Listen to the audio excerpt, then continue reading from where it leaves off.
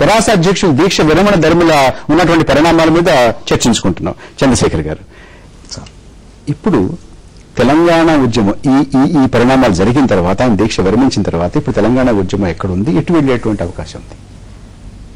అయితే మేము గడిచిన 3 రోజులుగా నేను తెలంగాణ భవన్లోనే పడుకున్నాం. మార్నింగ్ టు ఈవినింగ్, నైట్కి అక్కడే ఉన్నాం.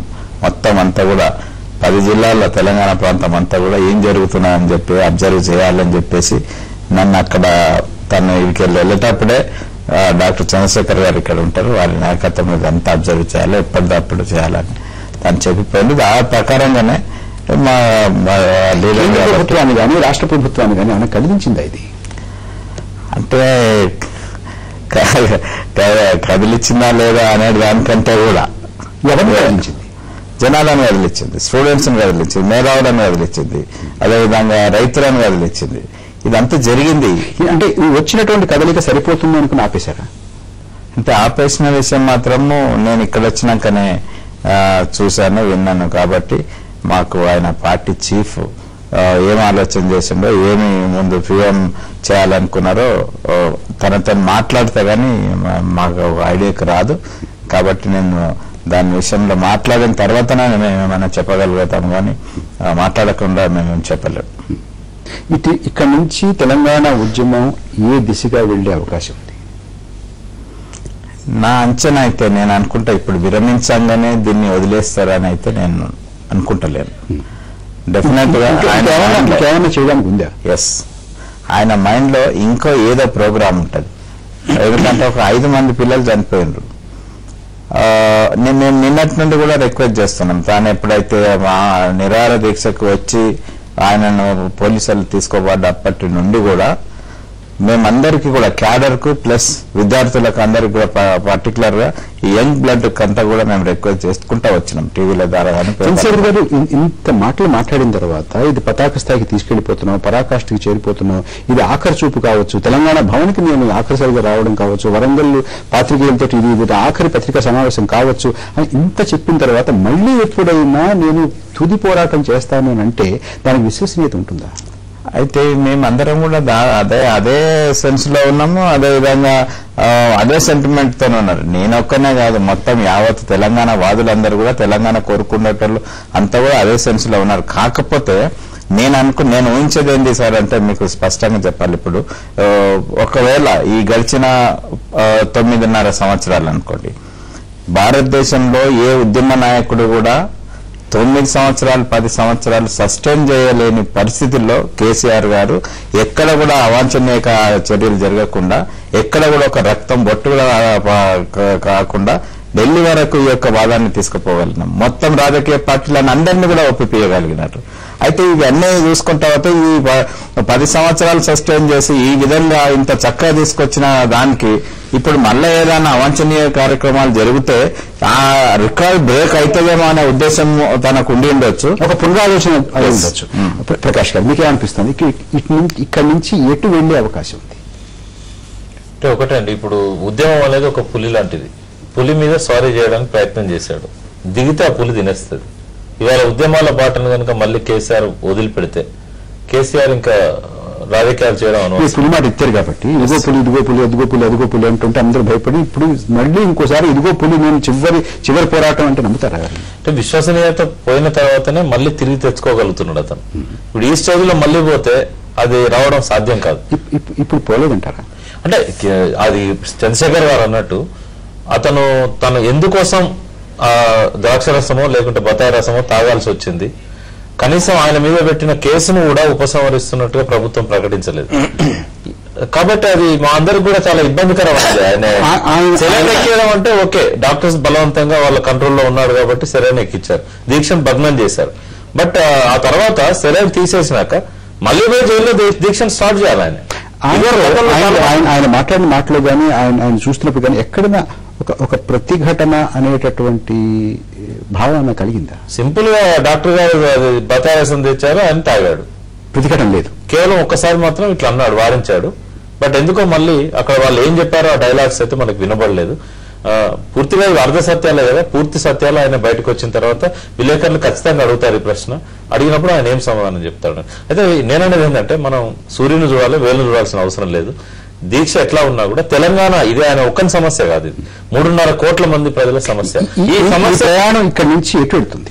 ఒకటండి, ప్రజలు ఏం కోరుకుంటున్నారంటే ఉద్యమాల ద్వారా ప్రజలను చైతన్యవంతులను చేస్తూ అంతిమంగా కాజును మనం సక్సెస్ చేసుకోవాలనేది ఇవాళ కూడా నేను యూనివర్సిటీ విద్యార్థుల మీటింగ్ లో మాట్లాడొచ్చాను. వాళ్ళందరూ కూడా అదే కోరుతున్నారు. అయితే ఇప్పుడు ఒకటి వాస్తవం మాత్రం ప్రజలందరికీ కూడా తేడితెల్లమైంది ఏంటంటే తెలంగాణకు కేసీఆర్ ఒక్క నాయకత్వాన్ని తెలంగాణ రాదు. ఇటు విద్యార్థులు కానీ అటు మేధావులు కానీ మిగతా సంఘాలన్నింటినీ కలుపుకొని ఒక సమన్వయం చేసుకుంటూ ఒక పెద్దన్నయ్య పాత్ర నిర్వహించాలని అందరూ కోరుకుంటున్నారు. అంటే ఇది సజీవంగా వెళ్తుంది, సరైనటువంటి దారిలో వెళ్ళేటువంటి అవకాశం మీకు కనపడుతుంది. నేననే సజీవంగా ఉంటుంది, సరైన దారిలో వెళ్తుందా లేదా అనేది కేసీఆర్ గారి భవిష్యత్ కార్యాచరణ నిర్ణయిస్తుంది. ఎందుకంటే గత అనుభవాలన్నీ చూసినట్టయితే ఆయన ఎవరిని కప్పుకోపోలేదు.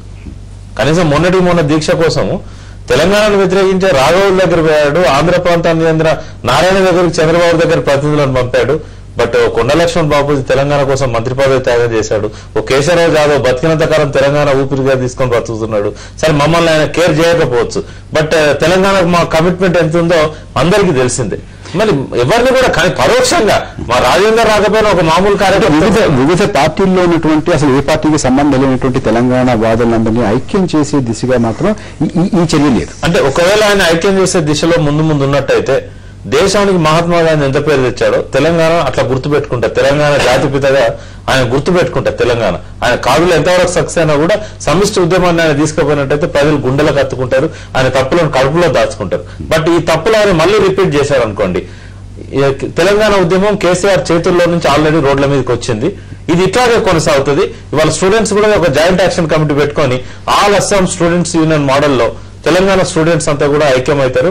మేమంతా సలహాదారులు ఉంటాం, విద్యార్థులు నాయకత్వం వహిస్తారు. బట్ ఈసారి గుణాత్మకమైన మార్పు ఉంది ఉద్యమంలో. నిన్న ఇంత విధ్వంసం జరిగినా కూడా పోలీసుల సైడ్ నుంచి రాత్రి వచ్చి ఎవరు బస్సులను తరగబెట్టలేదు. తార్నాకాల్లో ధర్నా 3 గంటలు జరిగింది, పీస్ఫుల్ గా జరిగింది. వ్యక్తులు ఇర్రెలవెంట్ అవుతారంట. అంటే ఒకటండి, వ్యక్తులు సరైన పద్ధతిలో పోనప్పుడు ఇర్రెలవెంటే అవుతారు. తులసిరెడ్డి గారు ఇక్కడ నుంచి 2 అంశాలు. ఒక అంశము టీఆర్ఎస్ భవిష్యత్తు ఏమిటి, రెండవది ప్రత్యేక తెలంగాణ రాష్ట్రం అనే అంశం భవిష్యత్తు ఏమిటి అనే 2 అంశాలు ఆలోచిస్తే మొదటి అంశానికి సంబంధించి 2001 నుండి 2009 వరకు మీరు అది చెప్పే ముందు నాకు చిన్న సందేశాన్ని ఒక సందేహాన్ని మీరు తీర్చాలి. ఇంత జరుగుతున్నా ప్రభుత్వం కానీ మీరు కానీ ఎక్కడా కంగారు పడలేదు, మీకు ముందే తెలుసా తొందరగా అయిపోతుందని.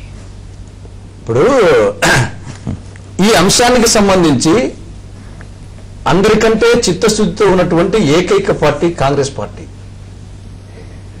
దానికి ప్రజల్లో ఎక్కడ తొణకలేదు వెనకలేదు. ఎందుకంటే మాలో చిత్తశుద్ధి ఉంది కాబట్టి, ఆ అంశంలో చిత్తశుద్ధి ఉంది. విఘ్నులైన ప్రాజ్ఞుల తెలంగాణ ప్రజలు మా యొక్క చిత్తశుద్ధిని విశ్వసించారని చెప్పేసి అనేక ఎన్నికల ఫలితాలు నిరూపించాయి. కాబట్టి మేము ఎప్పుడో చేసేసి నిజాయితీ ఉంది కాబట్టి మాలో వచ్చేసి మేము తొనకలేదు వెనకలేదు. మేము చట్టపరంగా ప్రజాస్వామ్యబద్ధంగా చట్టం తన పని తాను చేసుకున్న టైప్లో ఉన్నాం. కాబట్టి ఇక్కడ 2001 నుండి 2009 వరకు మనము టిఆర్ఎస్ యొక్క ప్రోగ్రెస్ రిపోర్ట్ చూస్తే ఇది ఆకాశం నుండి సెమ్ముని శిరము పన్నట్టు అధపాతాళానికి పడిపోతూ వస్తుంది, ఓట్ల పరంగా సీట్ల పరంగా. ఈ నేపథ్యంలో ఆయన విశ్వసిత రోజు రోజుకు కోల్పోతున్నాడు. ఈ నేపథ్యంలో అనేక అస్త్రాలు ప్రయోగించాడు. జంతర్ మంతర్ దగ్గర చేశాడు. ఆయన కరీంనగర్ ఎన్నికకు రాజీనామా చేసి పార్లమెంట్ సీటు మళ్ళీ ఎన్నికలు వచ్చాయి. మళ్ళీ ఎమ్మెల్యే చేత రాజీనామా చేయించేసి మళ్ళీ ఎన్నికలు వచ్చాయి. ఇప్పుడు వచ్చేసి నిరాకరించారు. కాబట్టి ఈయన ఈ ప్రయోగమే కాదు, గతంలో కూడా చాలా మేజర్ ప్రయోగాలు చేశాడు. కాబట్టి ఆయన ఎన్ని చేసినప్పటికీ తెలంగాణ ప్రజల్లో విశ్వసనీయత అనేది ఆయన పెంచుకోలేకపోయాడు. ఆఖరికి జీహెచ్ఎంసీ ఎన్నికల్లో పోటీ చేసే పరిస్థితుల్లో కూడా లేకపోయాడు. ఇప్పుడు వాస్తవం. ఇప్పుడు ఇక్కడ నుంచి ఎటు వెళ్తుంది? ఇప్పుడు సరే, వాళ్ళు ఎన్ని ప్రయోగాలు చేసినా విశ్వసనీయత లేనప్పుడు ఎన్ని ప్రయోగించడానికి పెద్ద ప్రయోజనం అంటూ ఉండదు. అది వాళ్ళకి సంబంధించి. ఇంకా రెండోది అంశానికి సంబంధించి వీళ్ళు టీఆర్ఎస్ వాళ్ళు ఏ అస్త్రాలు ప్రయోగించారు, వాళ్ళకి చిత్తశుద్ధి ఉందా లేదా అనే దానికంటే మాకు చిత్తశుద్ధి ఉంది. కానీ మీరు ఏం చేస్తారనొచ్చు, మేము జాతీయ పార్టీగా బాధ్యత కలిగిన పార్టీగా కేంద్రంలో అధికారంలో రాష్ట్రంలో అధికారంలో ఉన్నప్పుడు జాతీయ ప్రయోజనాలను రాష్ట్ర ప్రయోజనాలను రాష్ట్రంలోని వివిధ ప్రాంతాల ప్రయోజనాలను దృష్టిలో పెట్టుకొని ఒక నిర్ణయం తీసుకోవాలి. అది తొందరపాటు నిర్ణయం ఉండకూడదు. ఒక సమస్య పరిష్కారం చేసేటప్పుడు వేరే కొత్త సమస్యలు ఉద్భవించకూడదు, ఎందుకంటే పెద్ద సమస్యలు ఉద్భవించకూడదు అనే దృక్కోణంతోనే మేము 2000 ఎన్నికల మేనిఫెస్టోలో కానీ 2009 మేనిఫెస్టోలో కానీ మేము స్పెసిఫిక్ గా ఆ రోజు వాళ్ళతో పొత్తు పెట్టుకున్నప్పుడు మేము రిటర్న్ గా స్పెసిఫిక్ గా సెకండ్ ఎస్ఆర్స్ అన్నాము. ఇప్పుడు పొత్తు లేనప్పుడు కూడా వచ్చేసి వాళ్ళు పొత్తు లేదని చెప్పేసి మేమేమి ఎరిక్కిపోలేదు. 2009లో కూడా వచ్చేసి మేము స్పెసిఫిక్ గా రాయడం జరిగింది. ఇప్పుడు కూడా వచ్చేసి కట్టుబడి వేయడం జరిగింది. దానికే కట్టుబడి ఉంటారు. తెలంగాణ కనుక ఏర్పడితే అది మీ ద్వారానే, మీ వల్లే, మీ కృషి వల్లే ఏర్పడుతుందన్నట్ట. మేము ఎన్నికల మేనిఫెస్టోకు 100% కట్టుబడి ఉన్నాము. ఈ ఎన్నికల మేనిఫెస్టో కాంగ్రెస్ పార్టీకి సంబంధించి ఇది ఒక వేదం, ఇది ఒక బైబిల్, ఇది ఒక ఖురాన్. దీన్ని మేము వచ్చేసి ప్రామాణికంగా తీసుకుంటాం. దాని ప్రకారంగా వచ్చేసి మేము ప్రొసీడ్ అవుతాం. ప్రకాష్ రెడ్డి గారు, మనం చివరికి వచ్చేస్తున్నాం, సమయం తక్కువ కానీ క్లుప్తంగా ఇక్కడి నుంచి తెలంగాణ వాదం, తెలంగాణ నినాదం, ఉద్యమం ఎటు దిశగా, ఏ దిశగా వెళ్ళేటువంటి అవకాశం ఉంది? ఇప్పుడు ఇంతకుముందు ప్రకాష్ రావు గారు చెప్పేటట్టు నేను ఒకటి ఏకీభవిస్తున్నాను సార్. ఎందుకంటే కేసీఆర్ గారు ఇప్పటి వరకు 3-4 సార్లు ఒక కాన్ఫిడెన్స్, ఒక నమ్మకం కలిగించాడు. మళ్ళీ నమ్మకం పోయే విధంగా కూడా తన యొక్క చర్యల ద్వారా చేయడం జరిగింది. అయితే ఇవాళ ఈ ఉద్యమం అనేది మాత్రము ఇవాళ యువత విద్యార్థుల చేతిపోయినట్టుగా గత 2 రోజులుగా మనం ఈ పరిణామాలు చూస్తుంటే మనకు కనబడుతున్నాయి. అయితే ఒకవేళ ప్రకాష్ గారు అన్నట్టు ఏంటంటే ఒక జాయింట్ యాక్షన్ కమిటీ అనేది ఏర్పాటయ్యి వాళ్ళందరూ ఏమన్నా ఒక్క మాట మీద ఉండి నడిపేయగలిగితే మాత్రం ముందుకు పోయే అవకాశాలు ఉన్నాయి సార్.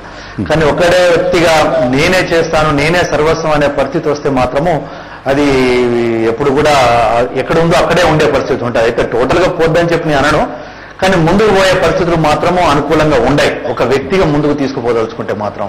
అయితే మొదటి నుండి చంద్రశేఖరరావు గారిని కూడా చూస్తే ఏంటి అంటే తన పక్క వాళ్ళని కూడా కాన్ఫిడెన్స్ లో తీసుకోడు, తన ఆలోచనే ఇంప్లిమెంట్ కావాలంటాడు, తనే ఆలోచించుకుంటాడు.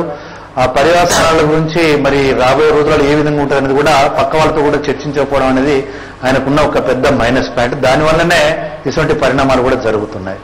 నరసింహరావు గారు, మీకు ఏమనిపిస్తుంది? ఇటు వెళ్ళే అవకాశం ఉంది? దీనికి వచ్చింది సజీవంగా ఉంటుందని అంటున్నారు, ముందుకు వెళ్తుందని అంటున్నారు. ఎవరి చేతుల్లో ఉంటుంది? ఒకవేళ ఇప్పుడు ఏమంటే నాయకత్వం సరిగా చేస్తే చేతుల్లో ఉంటుంది, లేదంటే వ్యక్తులు ఇర్రెలవెంట్ అయిపోయి ఉద్యమం జాయింట్ యాక్షన్ కమిటీయో లేకపోతే మరొకళ్ళు చేతులకు వెళ్ళే అవకాశం ఉందండి. మీకు చిన్న పేర్లను చెబుతా. 1972లో జయాంధ్ర ఉద్యమం చాలా తారస్థాయిలో ఉన్నప్పుడు సుబ్బారెడ్డి గారిని జయాంధ్ర నేత, అంతకుముందు స్పీకర్ రిజైన్ చేసి జయాంధ్ర ఉద్యమంలో ఉరికిన నేత ఆయన ఫలానా తారీఖున అర్ధరాత్రిగా 10ంటికి మహావిప్లవం వస్తుంది, ఆంధ్ర రాష్ట్రం చేస్తున్నారు. అందరూ ఎదురు చూశారు మహావిప్లవం వస్తుందేమని. ఏమీ రాలేదు. తర్వాత ఆంధ్ర రాష్ట్ర ఉద్యమం పూర్తిగా మరుగున పడిపోయింది. దాని గురించి పట్టించుకునే వాళ్ళు లేడు. ఆంధ్ర రాష్ట్ర ఉద్యమం చాలా నవ్వుబాటు పాలైపోయింది. అపహాస్యం చేశారు అందరూ. అలాగే కేసీఆర్ గురించి కూడా మనం ఇదే చర్చలు ఇక్కడే మాట్లాడుకున్నాం.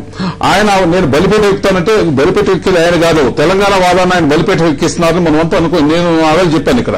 అలాగే ఇవాళ తెలంగాణ ఉద్యమానికి తీవ్రం దెబ్బ జరిగింది. ఇవాళ ఓ తారస్థాయి తీసుకుపోయి అందరిలో ఉద్రేకాలు రెచ్చగొట్టి అందరూ ఒక ఆశలు ప్రేరేపించి వాళ్ళ మొత్తం చప్పబడిపోయింది.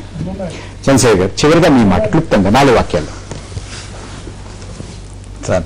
ఎటు వెళ్తుంది ఇది విశ్వసనీయత కోల్పోయేటటువంటి చర్యగానే చాలా వరకు చూస్తున్నారు. ప్రకాష్ రెడ్డి గారు అదే అన్నారు, ప్రకాష్ గారు అదే అన్నారు, నరసింహరావు గారు అదే అంటున్నారు. నేను ఇక్కడ కూర్చున్నాను కానీ నా మనసు అయితే వీళ్ళు చెప్పిన మాటలు నేను ఒక్కటి కూడా వినిపించుకోలేకపోయినాను. నా మనసు అంతా అక్కడ ఖమ్మం హాస్పిటల్ దాని మీదనే ఉంది. ఏది ఏమైనా సరే మీరు అడిగిన ప్రశ్నకి ఎటుపోతుంది ఎటొస్తుంది అనేది కాకుండా ఈరోజు ఈ దీక్షతోని తెలంగాణ వాదం ఎంతున్నది అనేది మాత్రము స్పష్టమైంది. విద్యార్థుల్లో, ఉద్యోగస్తుల్లో, కామన్ పబ్లిక్లో, స్వచ్ఛంద సంస్థలలో, అనేక సంస్థల వాళ్ళు ప్రతి వ్యక్తికి కూడా తెలంగాణ కావాలని చెప్పేసి కోరుకునే పరిస్థితికి ఈరోజు అందరికి అర్థమయ్యే విధంగా ఉన్నది. కాబట్టి ఇప్పుడు బాగా చాలా స్ట్రాంగ్ గా తెలంగాణ రాష్ట్రం ఏర్పడాలని కోరుకునే వ్యక్తిగా ఇప్పుడు మాత్రం నేను ఇది అర్థం చేసుకుని సోనియా గాంధీ గారిని వెంటనే తెలంగాణ ఇవ్వాలని చెప్పేసి నేను ఆమెను ప్రార్థిస్తాను. అంతకంటే ఎక్కువ నేను ఇక చెప్పలేను. నేను మనం చర్చ ముగించుకుందాం. నరసింహరావు గారు, తులసిరెడ్డి గారు, ప్రకాష్ గారు, చంద్రశేఖర్ గారు, మనతో ఇంతవరకు ఉన్నటువంటి గంట వెంకటరమణారెడ్డి గారు, మనతో ప్రత్యక్ష ప్రసారం ద్వారా చర్చలో పాల్గొన్నటువంటి శ్రీ ప్రకాష్ రెడ్డి గారు, అందరికీ కృతజ్ఞతలు. నమస్తే ఆంధ్రప్రదేశ్.